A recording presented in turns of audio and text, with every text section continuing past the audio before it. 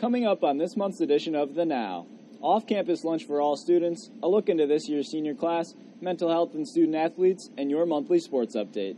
Good morning, Huskies, and welcome to this month's edition of The Now. From your Advanced Media Lab, I'm Julia Putman. And I'm Peter Harrison.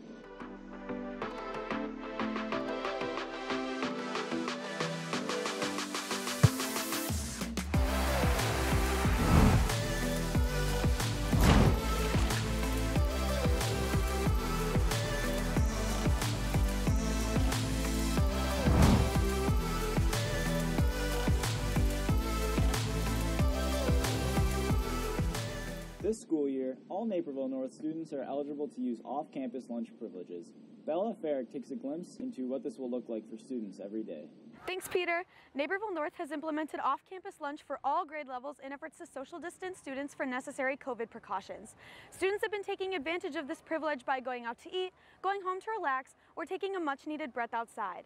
Today we're hearing from students and community members regarding their thoughts on the new addition to Naperville North lunches. Freshman Carly Vantine shares her experience of meeting new people in the cafeteria earlier this year and how they now meet up to go off campus for lunch. I normally go with my lunch table, we decide when we should go, and then we all just kind of leave together and pick a spot on where we want to go to eat. So it's more like we don't really miss out on anything because we're all still together. In light of the decision to allow underclassmen to participate in the long-coveted senior privilege of off-campus lunch, Senior Joel Essler vocalizes his opinion for this perk being available to all students in future years. I think kind of the same thing with the parking pass per se. It's something that should be relegated to seniors. And when they kind of introduced it this year for multiple grade levels, it makes sense with COVID and everything, but I feel like it's still almost unfair to the class of 2022. As we know, many students enjoy a bite out to eat during their lunch period, with one of the most common attractions being Taco Madre. Taco Madre's manager, Norma Herrera, elaborates on how this has helped bring in new business throughout the day. I definitely think it's helped a lot, especially with us for the restaurant, bringing in a lot of more business. And I actually think it's great, kids get to go outside. I wish I would have had that when I was in high school. Extending off-campus lunch to all students was a decision that required both its advantages and disadvantages to be heavily weighed and thought through.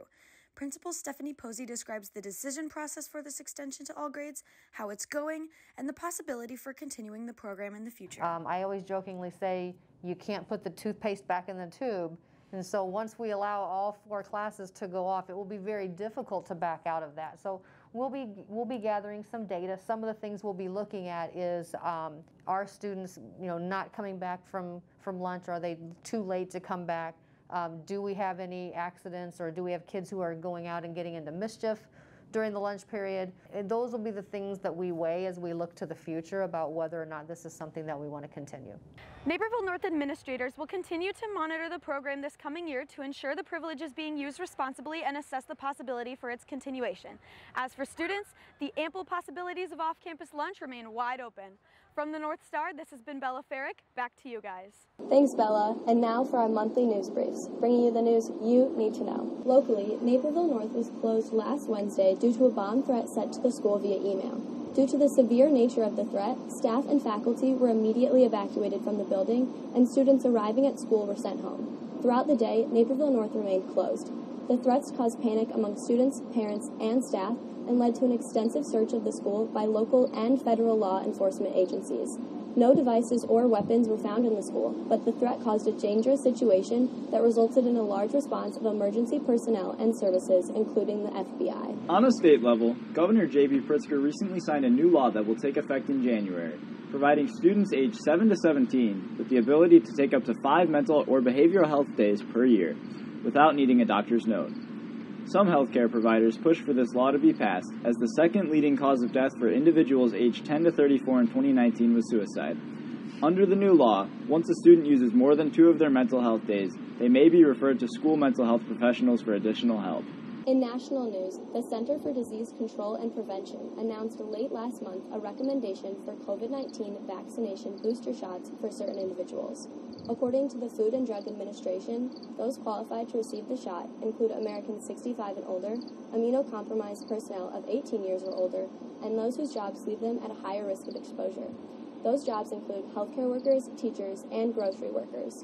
The CDC and FDA recommend that these individuals receive the Pfizer-BioNTech booster at least 6 months after their second dose of the vaccine. Many Naperville North seniors are starting their college application process.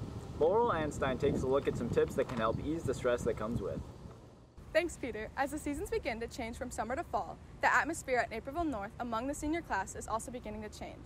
With Senior Week already underway, there is no doubt that the common anxiety of the class of 2022 has finally become focused on college.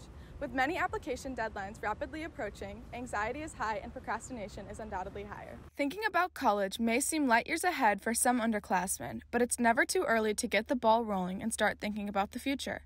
Naperville North senior Tim Zangler explains a few steps he wishes he would have taken prior to applying to college in order to make the experience easier. One thing that I really wish I did is, when I started my freshman year, just kept a list of all my academic achievements and acknowledgments that I had or volunteer opportunities that I did, so I could have just a list of everything that I had done over the past 4 years of high school, so I could have it all in one place compared to going back and digging through old pictures and documents to find out what I've done. With the COVID-19 pandemic surging for a large majority of upperclassmen's high school experience, many colleges are allowing students to apply test optional or without the ACT or SAT test scores. NNHS College and Career Counselor Brian Laporte answers the question of whether applying test optional is looked at differently or not. Colleges realize that there's a lot of students who are applying test optional, not even for bad test scores, but because they haven't had access. We've been very fortunate that students have had access to take the SAT, but there's still regions of the country and even still schools locally where students have not had the same opportunity. So a student applying test optional is not looked at in a negative light. Test optional is playing a large part in applications this year, so we sat down with Ashley Cherburka, an Associate Director of Admissions at North Central College, to give us her insight as to what she looks for when viewing applicants. I think that doing things for others. I try to talk to students that are early on in their college search to say, it's great that you're involved with leadership and it's great that you're involved in athletics, but showing that you're giving back to the community, that you're either working or during service hours or even nannying or tutoring. I think it really shows a level of maturity that translates well into a college education. As many students already know, resumes aren't the only important part of applying to college. The other large part is the essay. This has taken up a large portion of students' mental space and can unfortunately only take up a small amount of words.